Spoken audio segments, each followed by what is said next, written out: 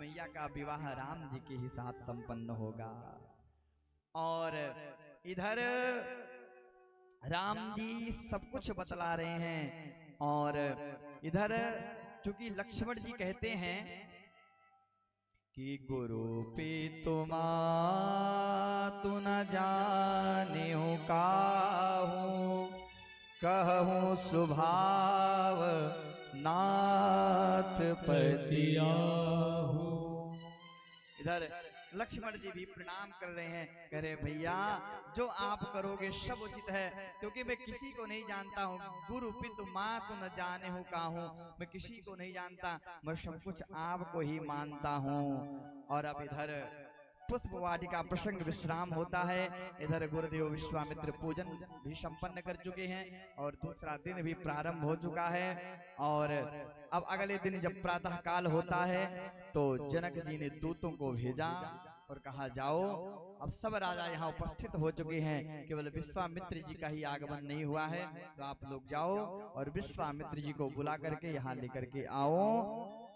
और विश्वामित्र जी राम और लखन को अपने साथ में लिए और राम लखन को साथ में लेकर के आज रंगमंच जहाँ ये दिव्य आयोजन हुआ है स्वयंवर का, धनुष भंग लीला का, वहां सभी राजाओं के लिए सिंहासन लगे हुए हैं। विश्व के समग्र राजा यहाँ पहुंच चुके हैं और जब सबका आगमन हो रहा है तो आज जनकपुर के सभी नर नारी वहां पर उपस्थित हो गए। जितने जन हैं सब वहां उपस्थित हो चुके हैं और गुरु विश्वामित्र राम जी को लेकर के वहां उपस्थित हो गए। और जब राम जी पहुंचे हैं तो सब लोग मिलकर के उनका दर्शन करने लगे। और यहाँ अनेक प्रकार के राजा हैं, विविध प्रकार के राजा हैं और विविध प्रकार की भावना आस्था राम जी के चरणों में जुड़ी है। भाई सबकी प्रथा, सबकी पद्धति, सबकी सोच एक जैसी तो हो नहीं सकती। हर एक व्यक्ति कहीं ना कहीं अलग अलग प्रकार से सोचता है, अलग अलग प्रकार की मति सबकी होती है। मुंडे मुंडे मतिर भिरना, सबकी मति अलग अलग होती है। तो जब प्रभु आए उस रंग भूमि पर तो सब लोग भगवान का दर्शन कर रहे हैं, पर जिसकी जैसी भावना रही सब लोगों ने वैसे ही दर्शन किया। जाकी रही भावना जैसी, प्रभु मूरत देखे तीन तैसी। जिसकी जैसी भावना रही उसने प्रभु को उसी रूप में निहारा है। किसी ने प्रभु को वीर रूप में देखा कि वीर योद्धा दिखाई पड़ रहे हैं, किसी को राम जी किशोर रूप में दिखाई पड़ रहे हैं, किसी को राजकुमार के रूप में दिखाई पड़ रहे हैं, किसी को किसी रूप में दिखाई पड़ रहे हैं। जिसकी जैसी इच्छा थी, जैसी भावना थी, उस रूप में प्रभु का दर्शन किया। अब इधर जब विश्वामित्र को आते हुए देखा तो जनक जी स्वयं आए और स्वयं आकर के और अनुभवति न कहीं सबको, कवन प्रकार कहीं सबको। आज जनक जी स्वयं विश्वामित्र जी का हाथ पकड़े और राम लखन को साथ में ले जाकर के, चूंकि अब ये विशेष है विश्वामित्र, और विश्वामित्र जी ने बतलाया भी है कि दशरथ नंदन है और दोनों राजकुमार हैं, तो आज कुछ विशेष करने के लिए एक विशाल रंग मंच बनाया और सब मंचन ते मंच एक सुंदर विशद विशाल, मुनि समेत दो बंदता बैठा रे महिपाल। सब मंचन ते मंच एक सुंदर विशद विशाल, जितने मंच वहां राजाओं के लिए लगे थे उन मंचों से सबसे बड़ा विशद विशाल, सबसे बड़ा विशाल मंच जो था, उसी मंच पर मुनि समेत दो बंद तहां बैठारे महिपाल। उनको सुंदर आसन दिया, बिठाया और जब बैठ गए तो अभी भी जनक जी संतुष्ट नहीं हुए हैं। जनक जी विश्वामित्र जी के चरणों में जाकर के बैठ गए और जब चरणों में बैठ गए तो आज रंग भूमि को सुंदर देख करके विश्वामित्र जी ने कहा उत्तम। जब विश्वामित्र जी ने उत्तम कह दिया तो अब जनक जी के हृदय को संतोष हो गया। ये आपने जब कह दिया उत्तम व्यवस्था है तो सब कुछ उत्तम होगा, सब कुछ बढ़िया होगा। और जब सभी राजा वहां बैठ गए तो अब सबसे बाद में जनक जी ने जब पार्षदों को आज्ञा दिया कि जाओ अब जिनके लिए यहाँ धनुष यज्ञ के आयोजन हुआ है उनको लेकर के आओ। तो सब पार्षद गए और मैया सीता को लेकर के आ रहे हैं। रंग भूमि जब सिय पगुधारी, रंग भूमि जब शिव पगुधारी, रंग भूमि जब सिय पगुधारी, देखी रूप मोहे नर नारी, देखी रूप मोहे नर नारी। रंग भूमि जब सिय पगुधारी, जब उस रंग भूमि पर मैया सीता का आगमन हो रहा है तो देख रूप मोहे नर नारी। नर की तो बात छोड़िए, नारियां सब देख करके सीता जी को मोहित हो गए। सीता जी को सुंदर आसन दिया गया और अब जनक जी ने अपने दूतों को बुलाया और दूतों से कहा अब मेरी प्रतिज्ञा सबके समकक्ष प्रस्तुत की जाए। तो अब सभी दूतों ने कहा सब लोग शांति पूर्वक ध्यान दो। जितने राजा आपस में वार्तालाप कर रहे थे सब शांत हो गए और सब शांत मुद्रा में बैठ गए। और जब सब शांत मुद्रा में बैठे हैं तो अब दूतों ने प्रतिज्ञा सुनाना प्रारंभ किया। और प्रतिज्ञा क्या सुना रहे हैं कि देखो जितने लोग यहाँ पर उपस्थित हुए हो ना, आप सबको मैं बतलाऊं कि देखो यहाँ जो धनुष रखा हुआ है वो आप सबके लिए रखा गया है। इस धनुष को जो तोड़ेगा उसी के साथ सिया स्वयंवर होगा।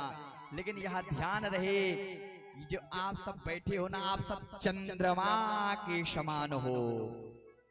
अब तो सभी राजा प्रसन्न हो गए कि देखो हम सबको चंद्रमा कह दिया, अर्थात हम लोग अत्यधिक सुंदर लग रहे हैं दूतों को। लेकिन जब चंद्रमा कहा सभी राजाओं को तो सभी राजा प्रसन्न हो गए।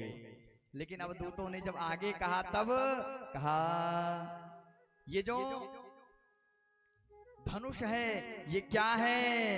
कहा ये जो धनुष है ना ये राहु के समान है।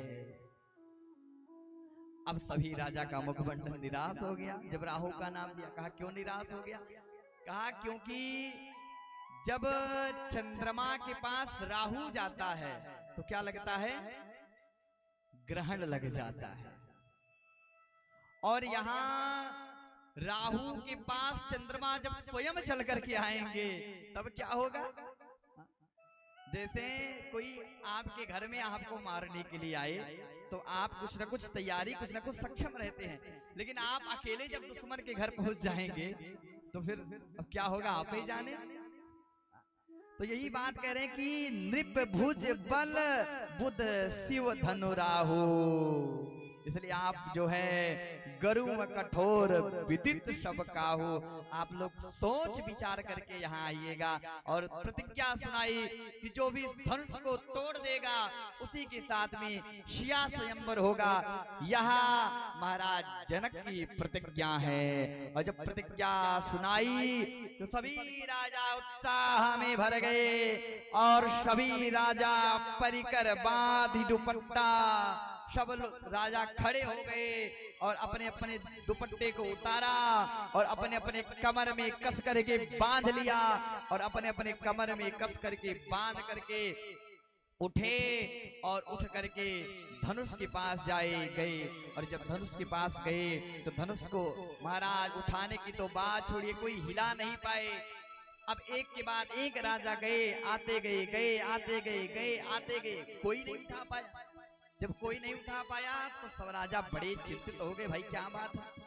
तो महाराज एक दो राजा नहीं, सभी राजा आपस में मिल गए और सभी राजा आपस में मिल करके आज 10,000 राजा एक साथ मिले और सब लोग मिल करके उस शिव धनुष को उठाने के लिए गए। भूप साहस 10 एक ही 12 लगे उठावन करही नटारा। भूप साहस 10 एक ही 12 लगे उठावन करही नटारा। लगे न शंभु सरासन कैसे कामी वचन सती मनु बैसे। कामी वचन सती मनु जैसे, कामी वचन सती मनु जैसे।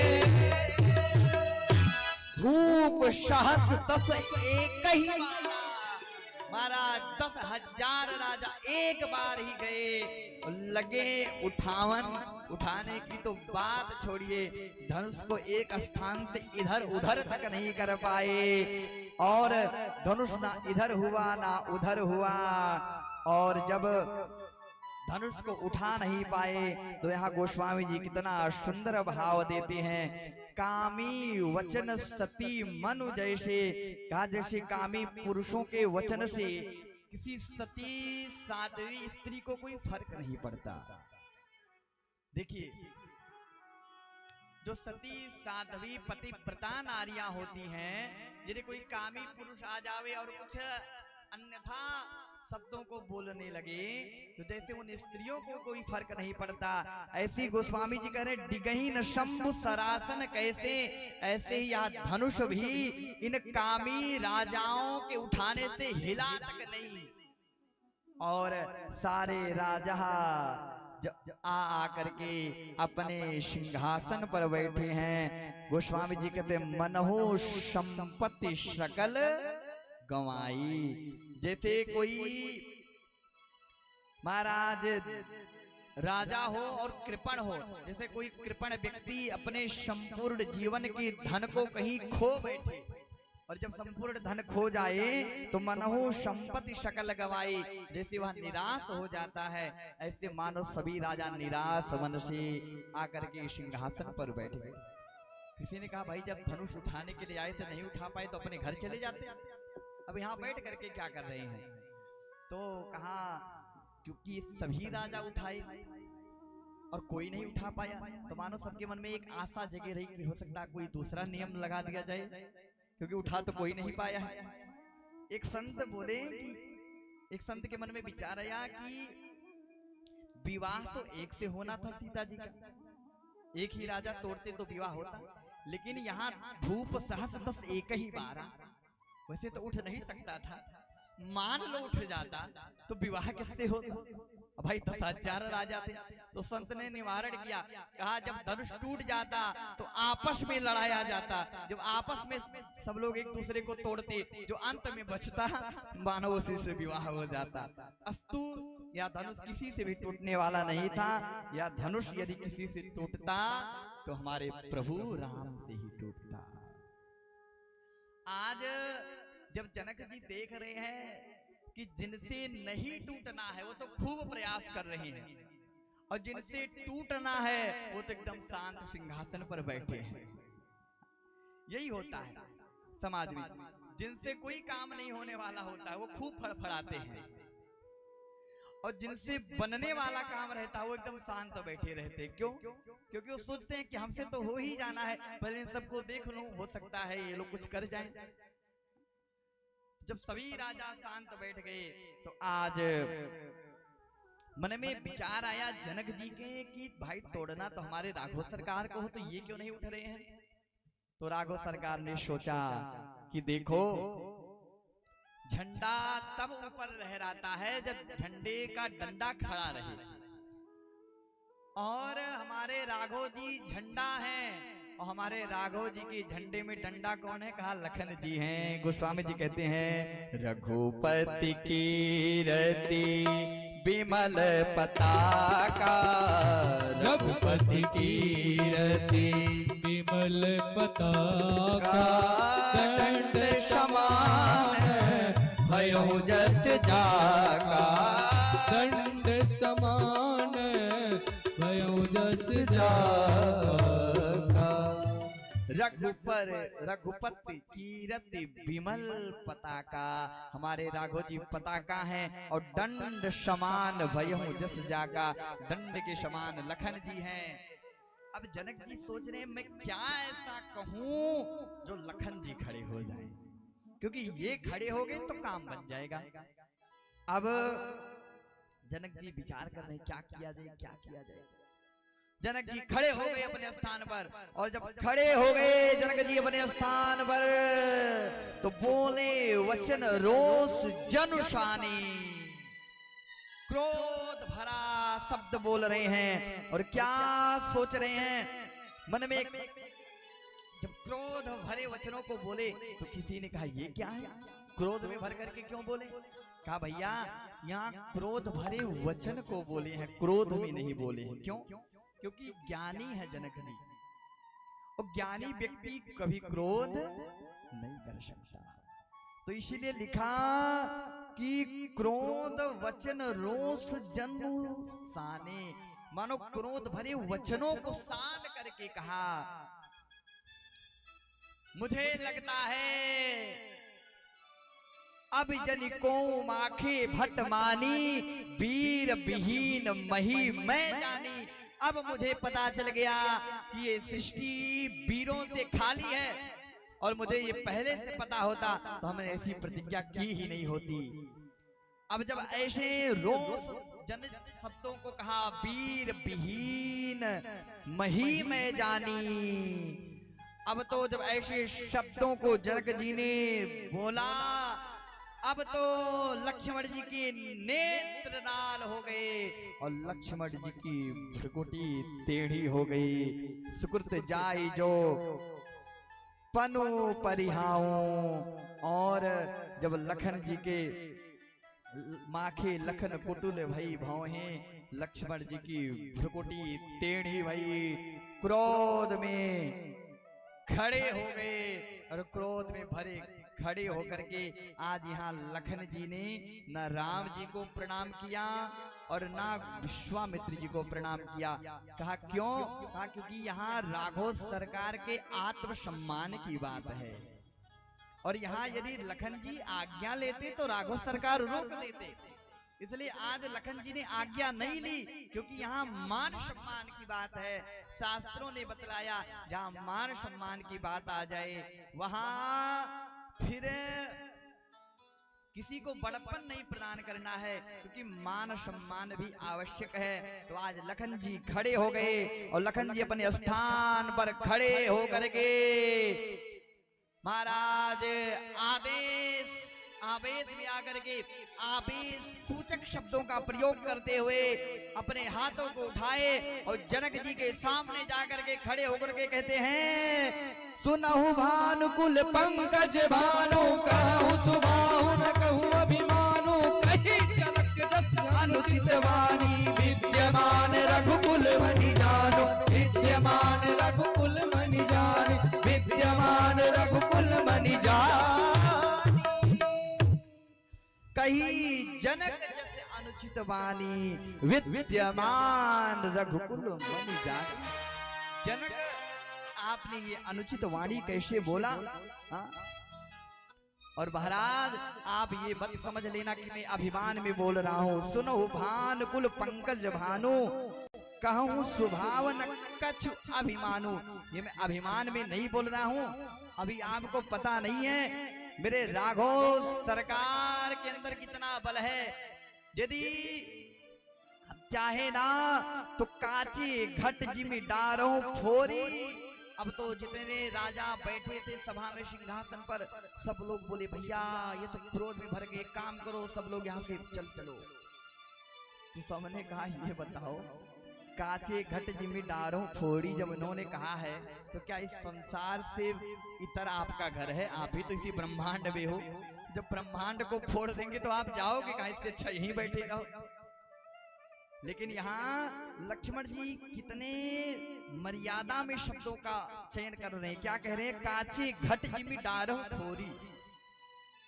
यहाँ संसार को कांचे घट के समान बतलाया। क्यों?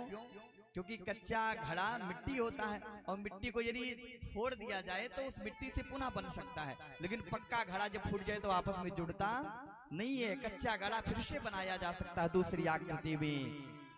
तो आज जब लक्ष्मण जी इतने क्रोध में भरे हैं, काचे घटे जी बिडारो फोरी, शकहूं मेरु मलूक जी में तोरी, मैं सुमेरु पर्वत को मूली के समान उखाड़ करके फेंक सकता हूं। अब तो जब लखन जी इतने क्रोध में भरे बोल रहे हैं तो राघव सरकार धीरे से लक्ष्मण जी से कहते हैं, क्यों लक्ष्मण जी, इतना प्रताप आपके अंदर है क्या? इतना बल आपके अंदर है क्या जो आप सुमेर को मूली के समान उखाड़ करके तोड़ करके फेंक दोगे? तब लक्ष्मण जी कहते हैं, सरकार मैं अपने बल का बखान थोड़ी ना कह रहा हूं। तोरो छत्रक दंड जिमी तब प्रताप बलनाथ। यहाँ आपके बल का बखान कर रहे हैं। राघव सरकार हंसने लगे। कहा ये तो वही वाली बात हो गई। एक व्यक्ति थे, गए एक दुकान पर सामग्री लेने के लिए और कहा एक काम करो ये भी दे दो वो भी दे दो। दुकान में जितनी सामग्रियां थी सब निकलवा ली और दुकानदार बोला ये बताओ इतना सामान ले लिए हो, पैसा लाए हो क्या? तब उन्होंने कहा भैया हमारे पास तो जेब ही नहीं है। सामग्रियां सारी निकलवा लिए तो बोला पैसा है, कहा जेब ही नहीं तो पैसा कहां से होगा? और यही बात लखन जी की है। इतना बोल डाले कि काचे घट जमींदारों फोरी, इस संसार को कच्चे घड़े के समान में फोड़ सकता हूँ। और जब राघव सरकार बोली इतना बल आपके अंदर है तो कहा तो प्रताप बलनाथ, हमने तो आपके बल का बखान किया है। और अब इधर राघव सरकार ने लखन जी को शांत किया और लखन जी अपने स्थान पर बैठे। और जब लखन जी अपने स्थान पर बैठे तो अब लखन जी ने यह अनुभव किया कि लखन सकोप वचन जब बोले डगमगही मही दिग्गज डोले। लखन जी जब इतने क्रोध भरे वचनों को बोले तो ये पृथ्वी कांपने लगी, सारे राजाओं का सिंहासन हिलने लगा, सब कुछ तो हिलने लगा, सब कुछ कांपने लगा, लेकिन दो व्यक्ति केवल नहीं कांपे। बोले कौन कौन? बोले पहले हैं राम जी और दूसरा वो धनुष जो शिव जी के द्वारा प्रदत्त है। बाकी सब कुछ अपने स्थान से हिलने लगा और केवल ये दो स्थान पर दो नहीं हिल पाए अपने स्थान से। अच्छा यहाँ देखा जाए तो लक्ष्मण जी के बोलने से भूमि कांप गई और वहां चलत दशानन डोलत अवनी। अब यहीं से बल आप लोग देख लीजिए, रावण जब चलता था तब पृथ्वी कांपती थी और यहाँ हमारे लखन जी केवल क्रोध कर जाए तो पृथ्वी कांप जाती थी। आज जब लक्ष्मण जी इतने क्रोध भरे वचनों को बोले तो आज